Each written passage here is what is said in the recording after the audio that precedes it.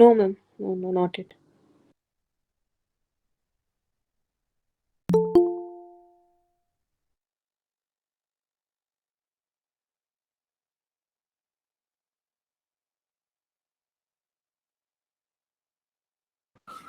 Nancy, ma'am will be joining us.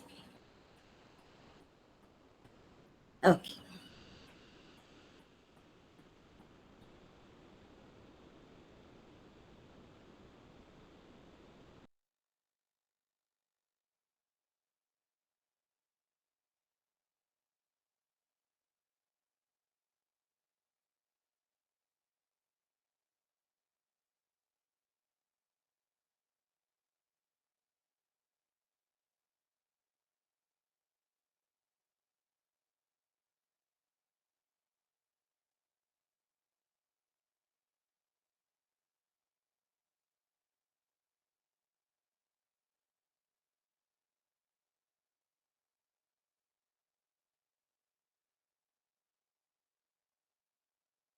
Hi, Kavita. Hi, Anita ma'am. Good evening. Good evening. Sophia has joined. Welcome, Sophia.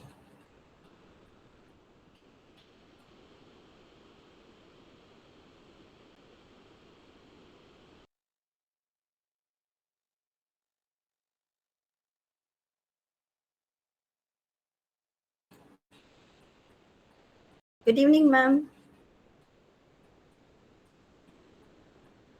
Good evening, Vinitha. Sorry, I had a long day. That's fine, ma'am. Yeah, joined a bit late. Yes, we can start, Nancy. Yamini. Yes, ma'am.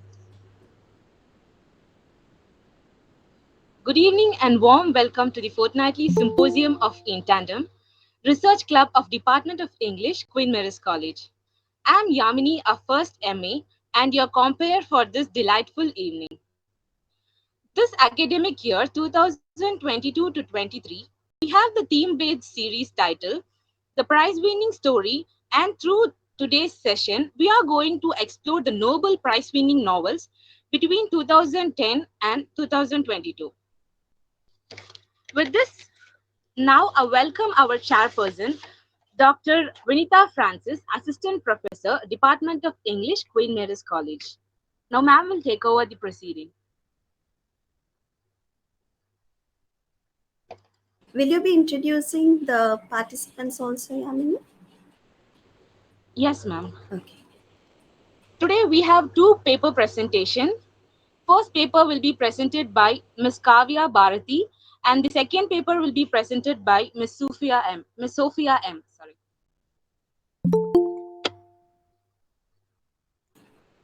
A warm welcome to everyone present here. Good evening, Srilata ma'am. Good evening, Preeti ma'am, and to all the faculty and students who have joined the session this evening. So nice to be a chairperson. Thank you, Preeti ma'am. So And nice to have you as Nice. It's a chairperson. nice feat, yes, but the responsible one yeah, too. very, very responsible, ma'am. Yes. Very happy to have Kavya Bharathi, our former student. She's always our student. I always connect her with QMC, one of her best students, outstanding student, um, and an all-rounder actually. She's good in sports. She writes poems, and she's so creative. And we are looking forward to your paper, Kavya. And welcome, Sophia Moses. We are also looking forward to listen to your paper. Kavya, can you present your paper now? Yes, ma'am. Kavya, before that, you completed your post graduation in Anadesh and you're working now, is it? Yes, ma'am. Oh, Yes. it's nice to see that. See you growing. Thank you. Yes. You can present your paper, Kavya. Yeah. Oh, yeah. Yes, ma'am.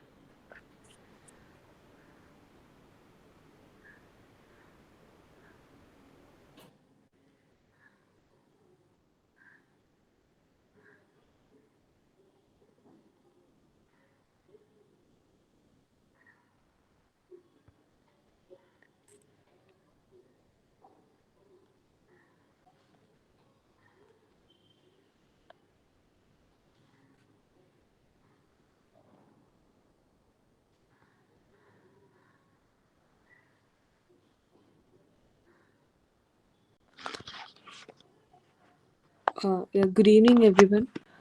Thank you so much for this opportunity of presenting the paper. Is my screen visible? Yes, Yes. sir. Yes, it's visible. Yeah, okay.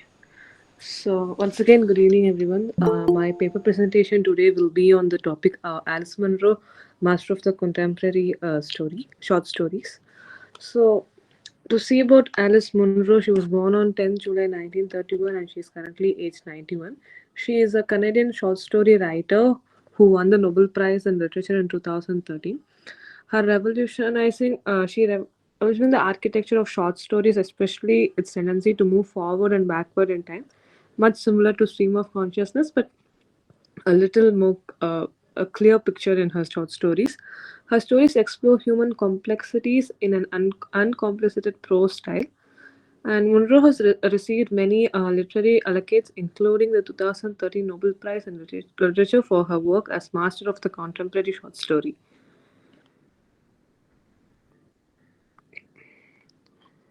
So her awards include she has won numerous awards, and if we if we just look at the list, it's a very long list, and we can see that almost every work of her has received an award.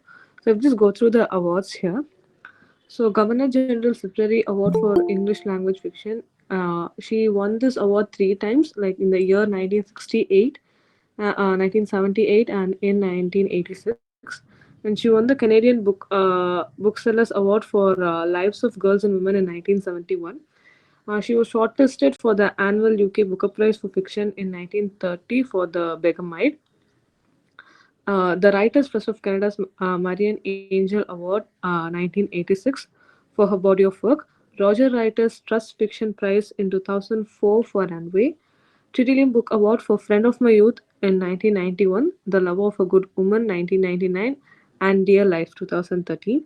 And W. H. Smith Literary Award, 1995, for Open Secrets. Lannan Literary Award for Fiction in 1995. Penn Malman Award for Excellence in Short Story Fiction in 1997. National Book Critics Circle Award 1998 for The Love of a Good Woman. Gillip Prize in 1998 and also in 2004. Jaya Award for the Short Story 2001. Uh, it was given to a living, which is actually given to a living American or Canadian writer. Libri Award, Edward MacDowell Medal for Outstanding Contribution to the Arts by the MacDowell Colony 2006, O. Henry Award for Continuing Achievement in Short Story Fiction in the US for Passion 2006, What Do You Want to Know for 2008, and Corrie 2012. Man Booker International Prize in 2009, and Canadian Australia Literary Prize and Commonwealth Writer Prize Regional Award for Canada and the Caribbean. So we will now look into her famous works. I have pulled five collection of short stories in here in my paper presentation. We will look one by one. The first one is Dance of Happy Shades. So Happy Shades is a book of short stories by Alice Munro published in the year 1968. It was her first collection of stories, and for this she won the 1968 Governor General's Award for English Fiction. So the this collection of short story is set in a sleepy farm towns through rural southwest Ontario. This collection explores the ordinary lives of men and women dealing with self-discovery, love, and loss. Though the mundanity of characters, through the mundanity of characters, Munro expresses a certain universality of their fears, sorrows, and aspiration, and this allows the readers to see themselves in each character and therefore to connect intimately with with these stories. This is a collection of 15 short stories together, the Dance of Happy Shades. And although on the surface the setting may seem pleasant, but Munro peels back the surface to reveal the same strife and suffering that exists in any part of the world. Each story follows the life of a different woman, and although they differ in age and appearance, they share a commonality, their strength and ability to endure whatever comes their way. Through her writing, Munro loves to dive deep into the human experience through the lens of sex, culture, and social class. We'll move to the next work.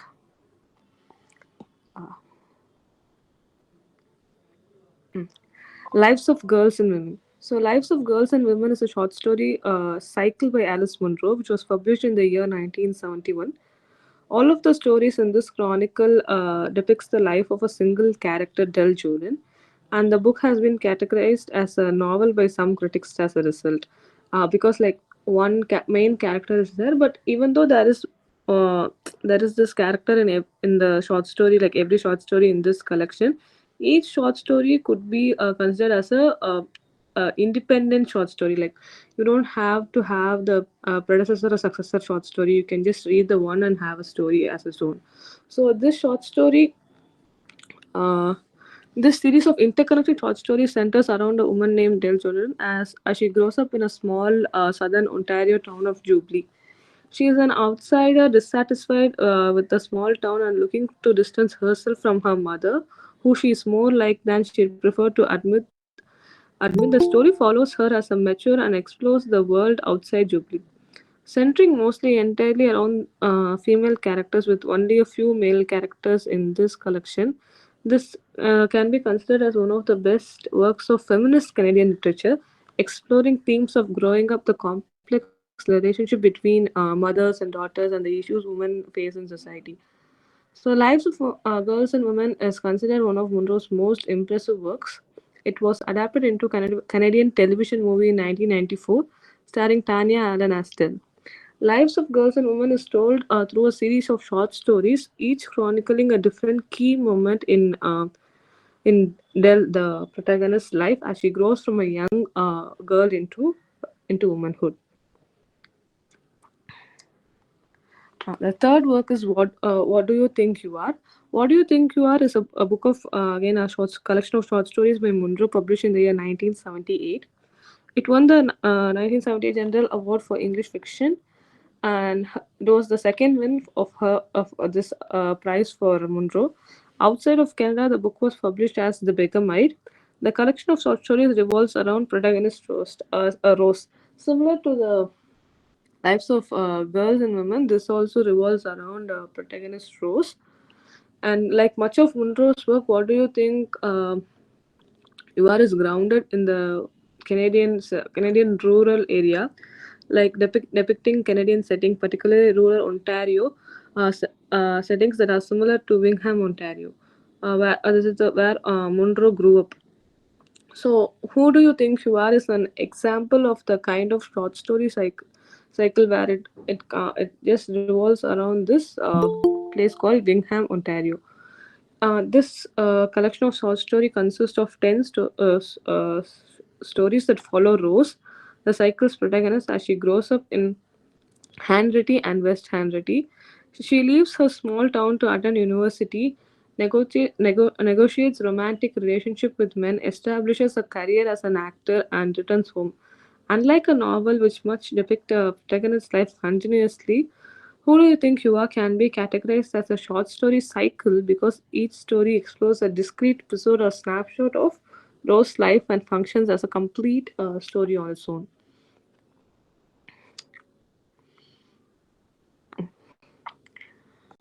The fourth work is The View from Castle Rock. So this work is kind of different from usual works of Munro, as there is a huge inspiration from her own life in this work. So this it is a collection of historical and autobiographical stories. The part of the book narrates the lives of members of the Laidlaw branch of the family tree of the author, starting from their Scottish origins in the 18th century. The second part consists of fictionalized tales inspired by events in her own life. So, the first story in this collection of short stories, just titled as "No Advantages," introduces Munro's distant relatives, the Laidlaw family, who lived in Ettrick Valley in Scotland in the 1700s. The title comes from the 1799 statistical account of Scotland that described the area as possessing no advantages, quoted at the very beginning of the story. The narrator describes the history of Edric Valley and the area occupied by their family, known as Far Hope. They describe Will Lindlaw, who came to be known under the legendary name Willow Pop, as a criminal and a brawler who often encountered the supernatural. And we have another character here, Thomas Boson, ethical preacher who lived a life with a hardship. James Hawke, who was a poet, and his cousin James Laidlaw eventually takes his family to America when he is an old man. So, in the titular story, which is The View from Castle Rock, the Laidlaw's ocean voyage to America is described.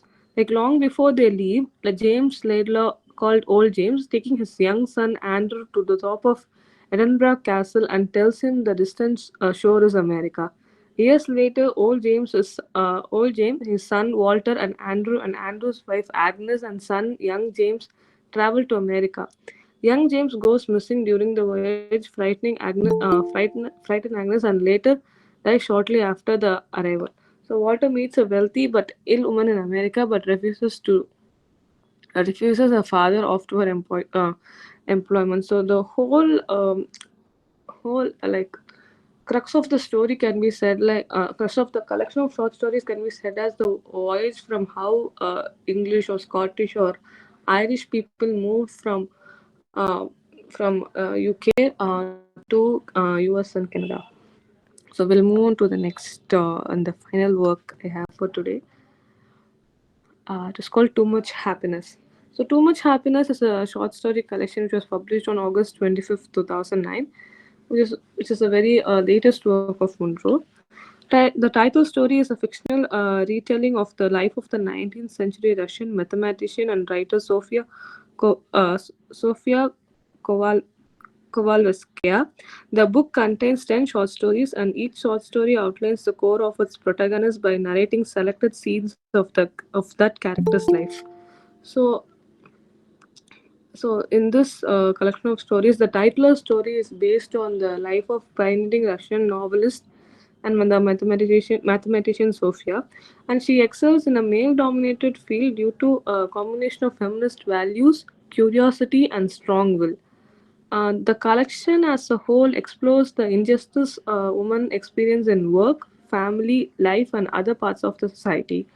And yet, times despite these injustices, the book was widely acclaimed for its subtle yet powerful, multifaceted, and believable depiction of female figures.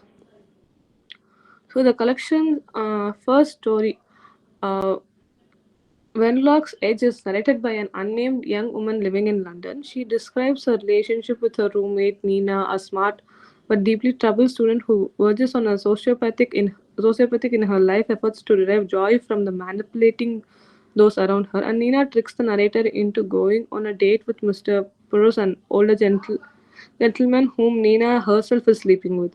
So during the dinner date, Mr. Burroughs pushes the narrator to later read a poetry to him. So the titular story, Too Much Happiness, concludes the work.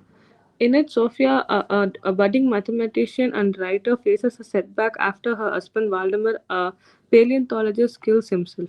And Sophia relocates to Stockholm and coach one of Valdemar's distant relative, the Professor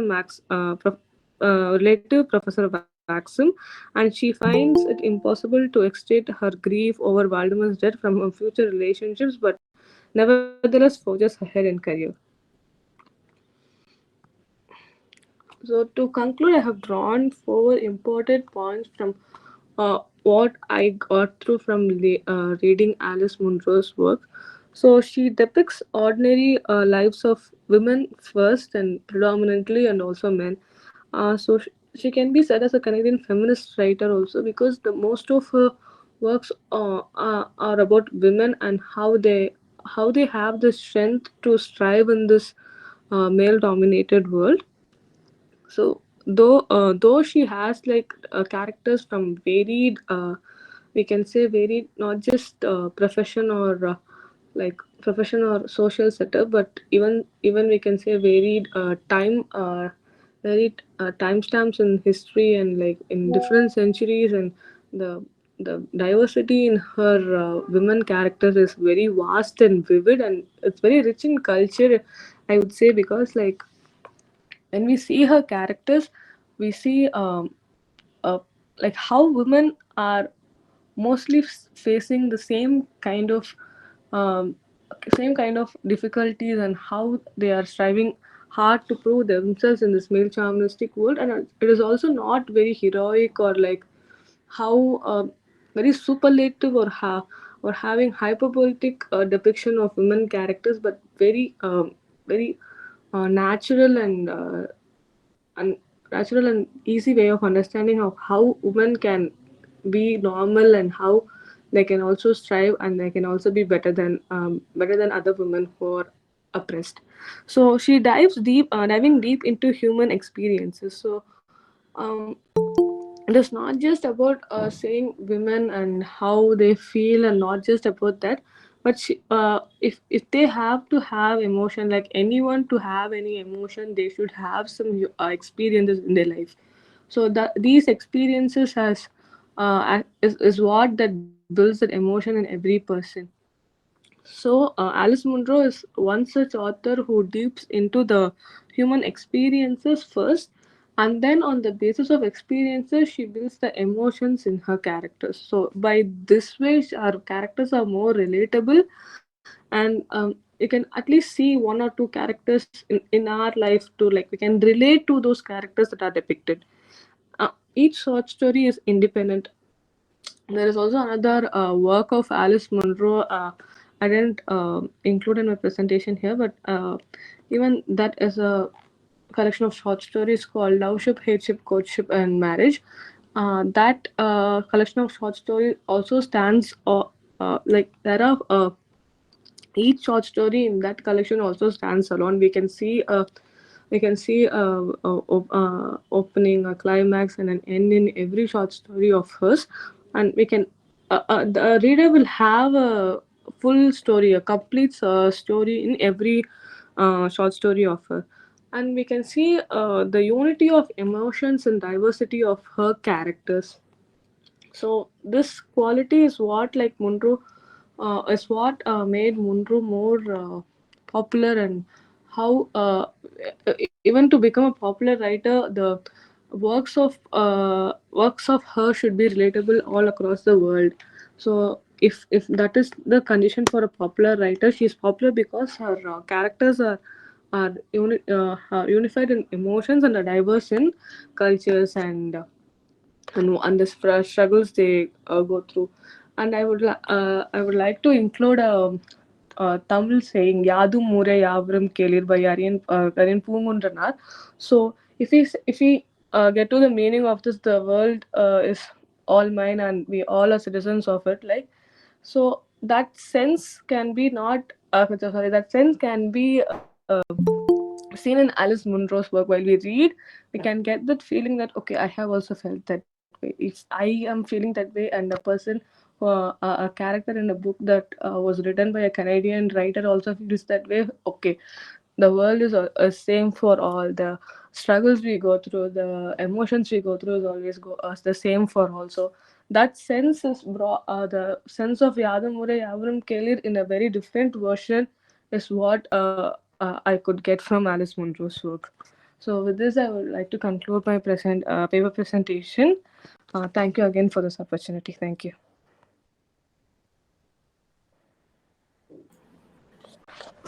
Thank you, Kavya, for an excellent presentation. Thank you, ma'am. Preeti ma'am, we'll move on to the next presentation. And Yes, yes, we can take the comments and questions at the end. yeah. Sophia, can you present now? Yes, ma'am.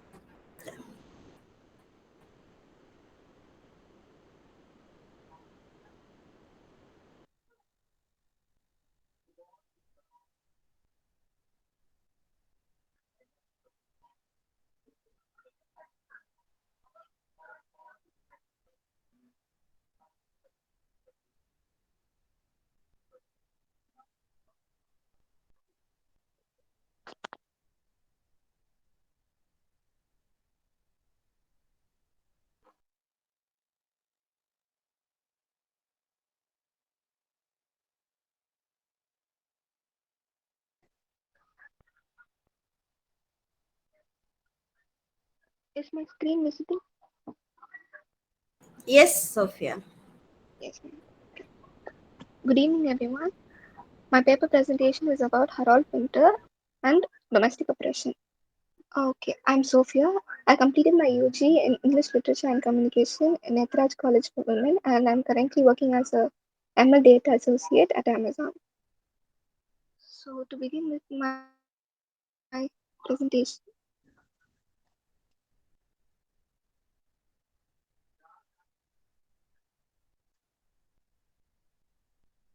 Harold Pinter, born October 10, 1930, is an English playwright who achieved international renown as one of the most complex and challenging post-World War II dramatists.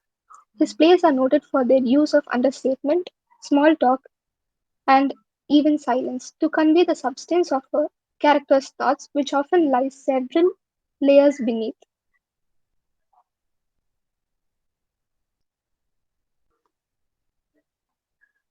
In 2005, he won the Nobel Prize for Literature.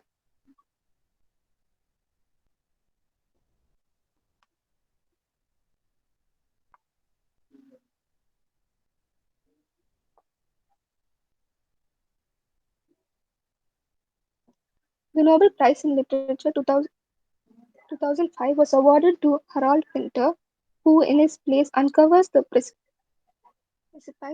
under everyday prattle and forces entry into oppression's closed rooms.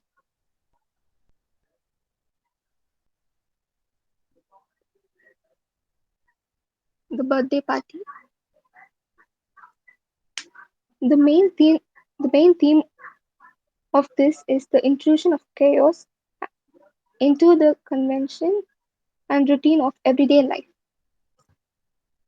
The birthday party is about Stanley Weber, a piano player who lives in a rundown boarding house run by Meg and Petty in an English seaside town.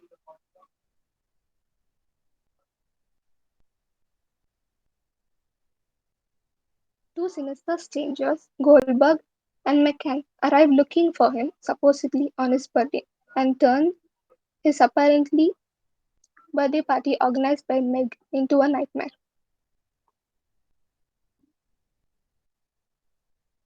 The second work is The Caretaker. It is a classic tragic comedy play.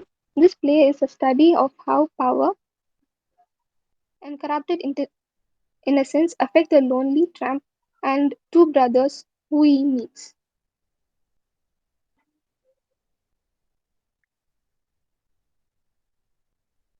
The significance of the title. The caretaker references the character of Davis who accepts a job offer from brothers Heston and Mike as a caretaker of a home. However, Davis is anything but a caretaker of the home. Takes care of Davis and Mike takes care of his brother. Individually, both brothers offer Davis as a role as caretaker. Finally, realizing through the course of the play that the equilibrium they have established is in a jeopardy. The two brothers ultimately reject Davis.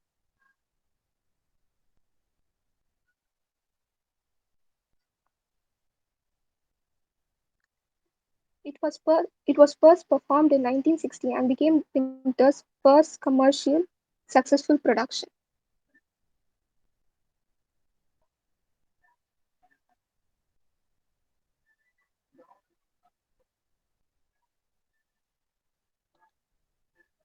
The Room.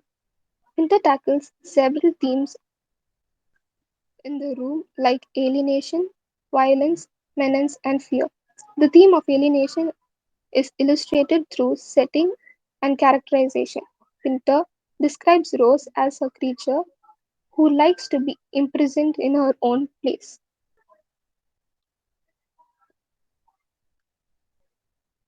It is about a blind black man named Riley who has been waiting in the basement according to the sands and becoming a source of concern for Rose. Suddenly arrives upstairs to her room to deliver a mysterious message to Rose from her father.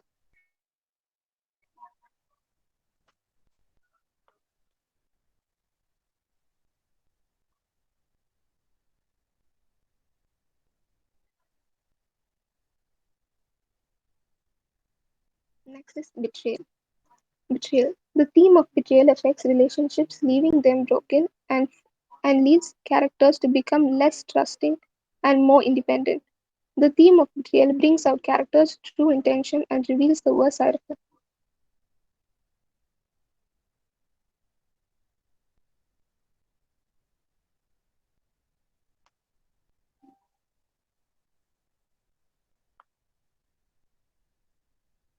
Other notable works of Harold Pinter is Moonlight, The Dumb Waiter, The Homecoming. A pause in a pause in Pinter is as important as a line. They are all there for a reason. Three dots is a hesitation, a pause is a fairly mundane crisis, and a silence in some sort of crisis.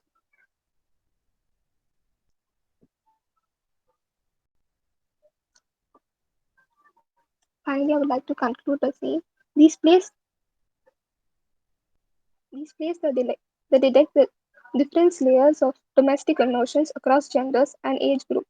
His focus on women characters shed light on the lesser known emotions of women in home. Thank you.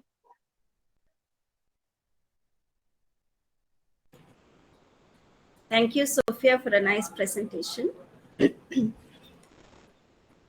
So, moving over to uh, the presentation by Kavya, she focused on 5 short story collections: Dance of the Happy Shades, Lives of Girls and Women, Who Do You Think You Are, The View from Castle Rock, Too Much Happiness.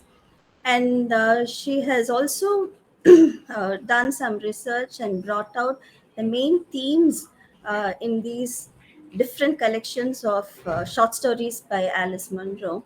And no wonder she has been given the Nobel Prize as the master of contemporary short story writing. And Kavya was saying about how real the characters are. The characterization in the stories of Alice Munro is is is actually known for the realism portrayed in the characters. They're so vivid, lifelike characters, and the emotional depth that they convey, and the regional aspect. She writes a lot about the landscape of Ontario, then Bingham, where she was born and brought up, and all this regional aspect. Slowly, she brings out through her stories the universality of the human experience.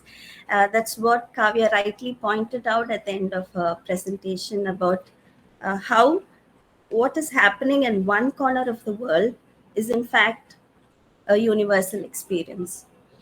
And her works are also known for conveying a sense of past.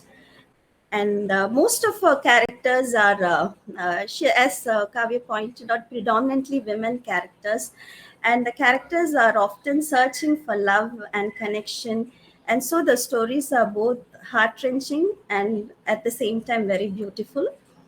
We have in our syllabus these works: The Bear Came Over the Mountain, Hateship, Friendship, Courtship, Loveship, Marriage.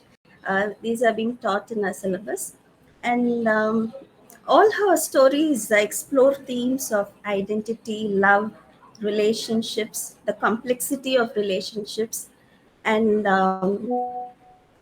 she is able to convey the inner thoughts and emotions in a very concise and evocative way. And the Swedish Academy rightfully called her as the master of the contemporary short story when she was awarded the Nobel Prize for Literature in 2013.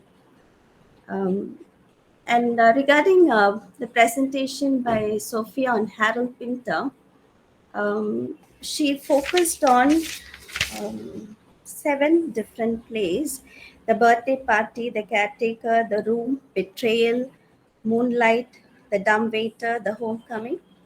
Not bad, a very comprehensive overview of the plays of Harold Pinter. Now, Pinter is always known for his Pinterian silences and the pauses that he uses so effectively in his plays. And he's also known for the use of the comic grotesque, which is a combination of elements of comedy and horror to create a sense of absurdity and unease in the play. And his themes are so ambiguous, and it's very, very different. And there are a lot of open ended plot sequences and ambiguous themes. And I think the style is also called as the Pinteresque style, his particular style of writing. And yes, his plays explored power dynamics, identity, and reality. And Sophia has focused on 7 different plays. Thank you for that. And I think it was Irving Wardle who coined the term comedy of menace. And this term is often used to describe the works of Harold Pinter, comedy of menace. Ma'am, would you like to add on, ma'am? After Srilata ma'am, Yes, ma'am. she usually Yes, gives us Yes. this. Srilata ma'am. Yes. Today we have two people presenting on two very different people. I mean, different themes. The novel, uh, the one Alice Munro never felt. I think she can be compared to the early Victorian novelists. Those days, the novel was the genre the women used as out. To say whatever they want, and many of them wrote under men's names. But Alice Munro, writing in the 50s, from the 50s, I think she was a person equally shy, like the maybe the Bronte sisters or Jane Austen. Shy, but then writing on a very small, what do you call, as very small canvas, managed to go into the deeper realities of that a woman would focus on in most of the relationships. Feelings and relationships which she alone can talk about. Not that she did not talk about men, she did, but I think that quiet reality of the in mostly subjective vein, but at the same time making it a very universal one. So and I just wanted to mention, that was maybe this was not pointed out, but she was a very confident writer, though she started out in a very, I mean, very. She didn't even want to. I believe when her book came, she didn't even want to read the book. It's after such a long time that she opened the book to read it and say, "Not bad. I think I've done a good job." That kind of a person. Later on, I think she gained confidence over the years to write of many, many things, of remembered reality, of her past, and of the present also. And so I think that makes her a very universal. Her themes are very universal. Perhaps that's why they gave her the Nobel. And I just wanted to mention the next. So that was a very good. She introduced us to those, I think, 5 collections. Harold Pinter is a very political, outspoken, different kind of character who used unrealistic, comic, grotesque, the absurdist style to present such the harsh reality of modern life. And what I wanted to say is that though she presented the paper, it seemed very diffident. Sophia could do it with little more confidence, right, at the presentation, because you did. You chose well, and you could have been in less of a hurry to present that whatever you have done. So two very different writers getting the Nobel today. It was, I think, very interesting session, enough to make even this kind of comparison of the contradictions that they pose. Thank you both. And Sophia, remember what I just said? Little more confidence in the kind you have done. Anybody, when you read something, you present it confidently. Okay? Yes. Yeah, you can go ahead. Thank you, You're Srilata, all ma'am. presented. Ma'am, I just remembered seeing her interview on YouTube, Alice Munro, and Mm, how she focuses on emotions in her stories, and mm, she narrates one in particular incident how at a very young age when she was reading Hans Andersen's mm, stories, mm. especially The Little Mermaid, and Um, she never liked the ending of the story because the mermaid tried so many things to please the prince and even had the limbs to walk, which was very painful. And so she could never get over the fact that the mermaid died in the water. So mm, it seems after reading the story, she walked around her house several times.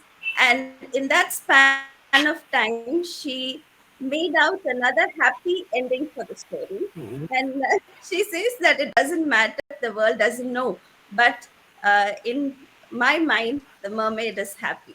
And she lived happily ever after. So that emotional connect is mm, what I think draws audiences from different generations, and they mm. take so much of interest in her.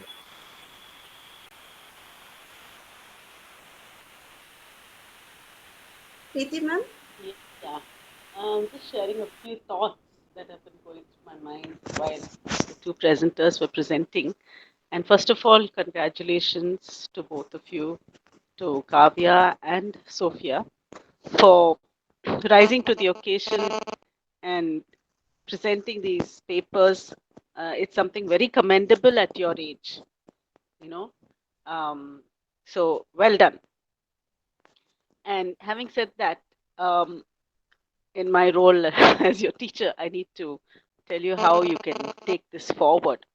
So, whether it's the Nobel Prize or any prize, uh, you can look at the award announcement and the acceptance speeches. So, because the award is given, a person is identified as a writer for certain, as an award-winning writer for certain reasons, and when they receive the award, they probably reinforce in their acceptance speech, or they elaborate on their calling, on what calling they have in life as writers.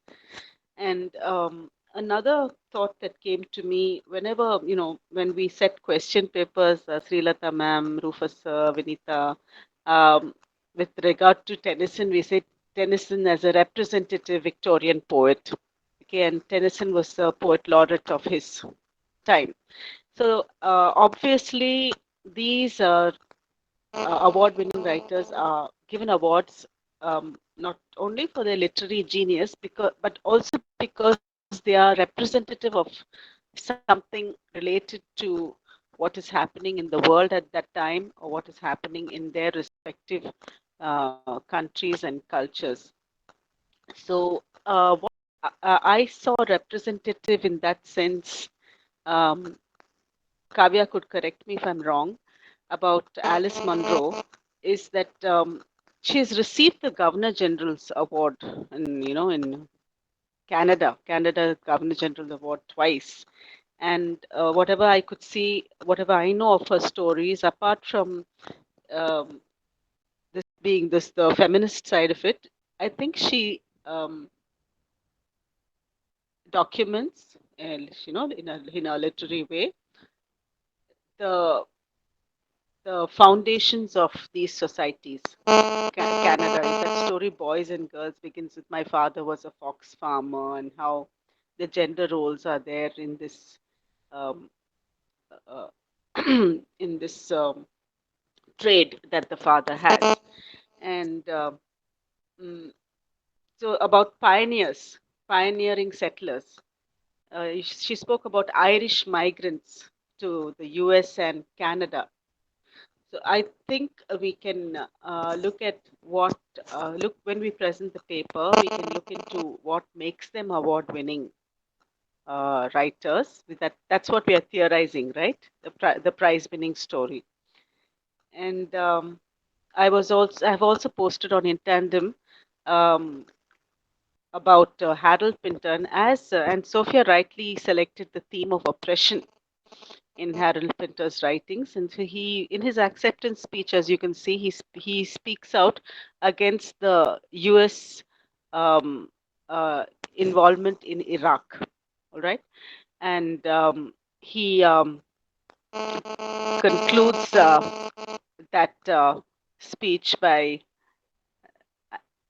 saying that you know something like the US is a very hypocritical um, society, and they have always funded and supported right-wing governments, though they speak about democracy.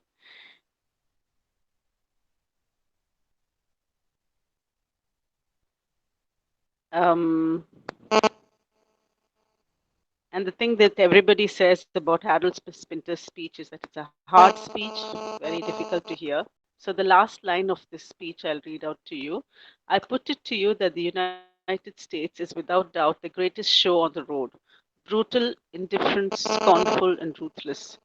It may be, but it is also very clever.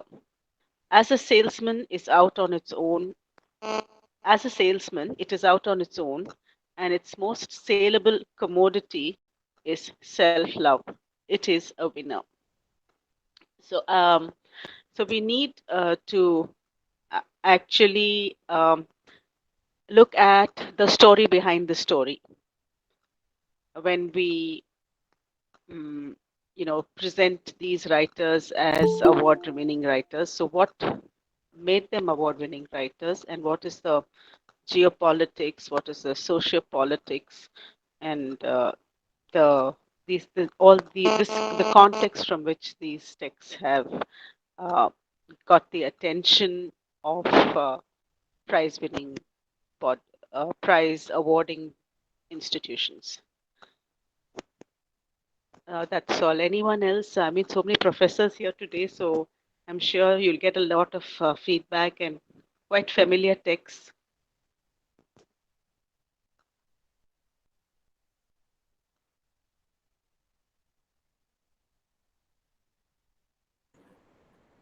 Students, you can also ask questions.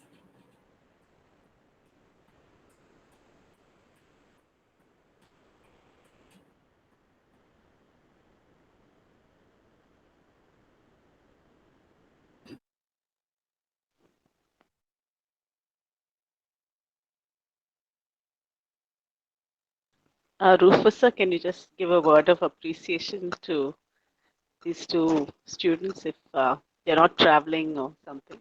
Yes, ma'am. I really appreciate, especially from we have been receiving a steady stream of presentations from non-literature also. That's a very welcome uh, initiative. Today also, I was really enjoying the presentation, and Vinitha ma'am, awesome work as chairperson. Uh, Amazing work, ma'am. Really hats off. Enjoyed it. Thank you. Thank you, sir. Yes, sir. Thank you, Vinita has, yeah. Rufus. Thank you, Rufus, sir. And sir is always a great motivator. And thank you, sir. Mm. Thank you for your presence and for your kind words. Always, ma'am. Thank you, ma'am. Yeah. Yes, Vinita, we didn't. Sorry if I missed you out in the round of appreciation. Thank you for doing such an excellent job as chairperson. You have, prepared well for this session and given all the insights that will be very useful to the students. I also took notes of what you said. So thank you so much, Vinita. The short span of time, what I could Yes. manage, but I was really happy doing it. I learned a lot and it was nice to express it here. Great to listen to Kavya and Sophia and young minds and how they present. It's really nice. Thank you for this opportunity. Shall we? Yeah. Yeah, I think we can, but since we are winding up early, I would request all my colleagues here to record the appreciation of the presenters because both Kavya has been our student and Sophia has also presented well. So many of you have some uh, complimentary remarks to make. You can. Oh, that's Easwari Sudha. It's my first time in tandem.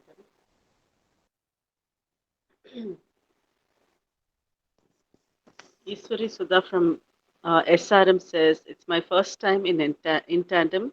I like the presentations and the authors are my favorite.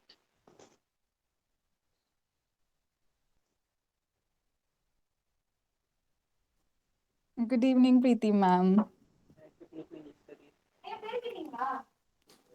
Thank you for this opportunity that I got to listen to the students. Both the authors, I like both the authors. So I was very much interested when they were presenting. A great kudos to your students as well, ma'am.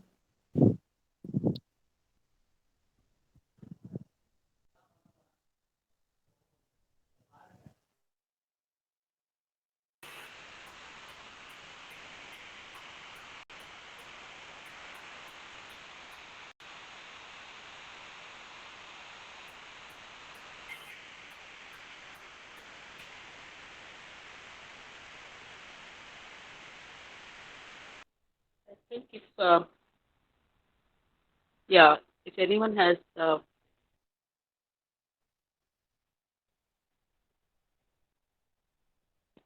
Yamini?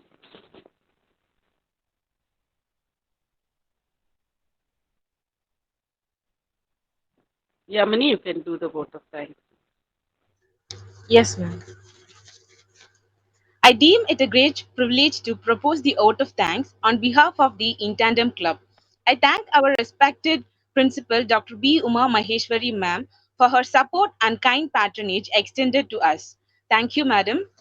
I would like to thank our head of the Department of English, Dr. Maria Preeti Srinivasan ma'am, for her presence and contributions to our In Tandem Research Club.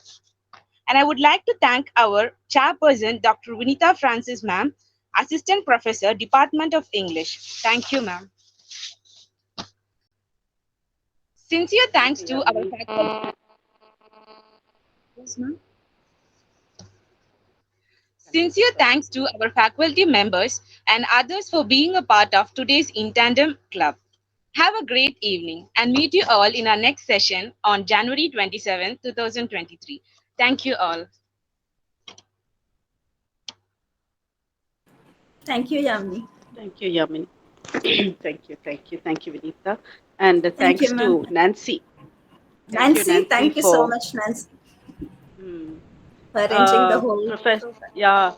Professors over here, the Srilata ma'am, Rufus sir, Vinita, we formed an in tandem support group because it was becoming a little too heavy on Nancy. And I want to thank all the members of the in tandem support group who've come today. A lot of PG girls have joined that group, in tandem support group. How many, Nancy? About 10, 12? Oh, yeah. So from now on, it'll be easier to organize. The number of people attending were, I think, 22 or something today. Quite a lot. Hmm. Finding a coordinator, to someone to form here, all that has become easier after forming the support group. And when Nancy is not able to handle, they can look after giving the certificates and all the behind the scenes work. Thank you, support group, for joining and for helping out with organizing today. So now you'll get into the groove of organizing these sessions. Okay, see you then. Thank you, ma'am. Thank you, Srilata. Thank you, sir. Thank you. Bye-bye.